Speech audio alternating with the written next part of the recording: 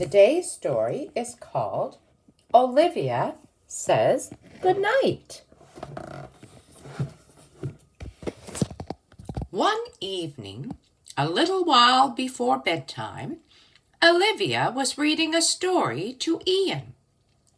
It was a wonderful story about a princess who had an adventure in the desert.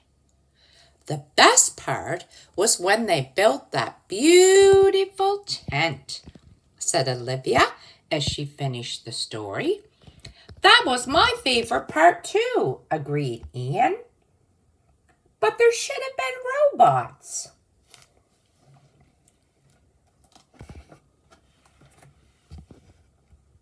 Ian, I have an amazing idea, Olivia said excitedly.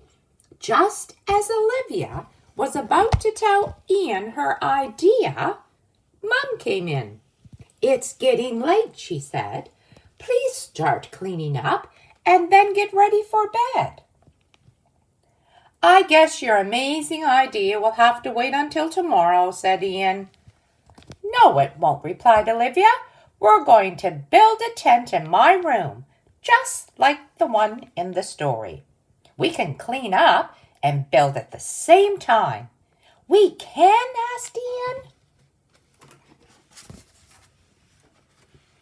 Under Olivia's expert direction, they got right to work. All right, Ian, said Olivia. Toys go in the trunk, books on the shelf, and everything we need for our tent can go on the bed. Before they knew it, the room was clean. As Olivia was putting some last things away in her trunk, she saw exactly what she needed to finish the tent. Your room looks great, said Ian. Olivia pulled the blanket from her bed. She draped it to make a flap door, just like a real tent. It needs one more thing, Olivia noted as she added a glittery red O to the flap door. Awesome, exclaimed Ian. Olivia and Ian had pulled the finishing touches on the tent when Mum called from the hallway. It's time for bed, Ian, she said. And Olivia, it's bath time for you. And then bedtime. Don't worry, Ian. You can play in the tent tomorrow, said Olivia. As Olivia settled into her warm and sudsy bath, she remembered that every tent needs treasure. And where better to find treasures than the bottom of the sea? She imagined what it would be like to be a scuba diver exploring for treasure. I wonder. A pod of seals were all pointing their flippers in the same direction. Jules, over there? Olivia asked them, and they nodded their heads. I have a way with animals, Olivia said as she swam that way. And then she spotted it, a huge treasure chest overflowing with glittery jewels. This treasure will be perfect, perfectly perfect, Olivia thought happily. Olivia collected the treasure she had found in the bathtub and took them back to her room. She started to put her treasures away when Mum walked in. She had just finished tucking Ian into bed. I'll be right there, Olivia, she called. Don't forget your pajamas. These pajamas are pretty good, but I need something extra special to wear inside my tent, Olivia decided. She remembered the flowing gown that the princess in the story had been wearing. I know, Olivia explained, and she dug through her trunk until she found what she was looking for. The scarf Grandma had given her So glamorous, she decided.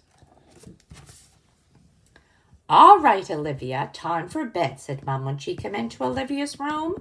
But, Mom, I just finished building the most spectacular, super-duper tent ever, Olivia protested. Well, Mom looked around Olivia's room, which was all cleaned up.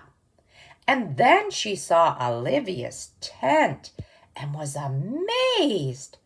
That is a beautiful tent, Mom said. Great job. Ian helped, Olivia reminded her.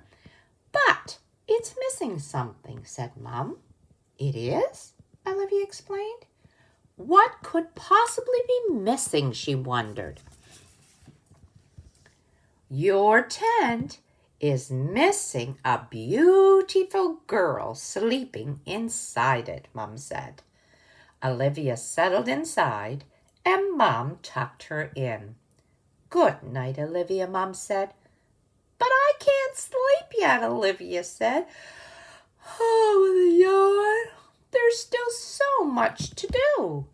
Mom smiled and gave her a gentle kiss good night. When Mom left the room, Olivia sang to herself. They say good night, Olivia, your big day is through. But how can I sleep when there's so much to do? It looks like I'm tucked in tight, snug in my bed, but tomorrow is chasing today through my head. Will I climb the highest mountain top, or will I paint my masterpiece? Go ride a bronco in the rodeo, or wow the crowd on my trapeze? Princess, doctor, author, astronaut, from jungles dark to oceans deep, I'll do anything, go anywhere, just don't ask me to go to sleep.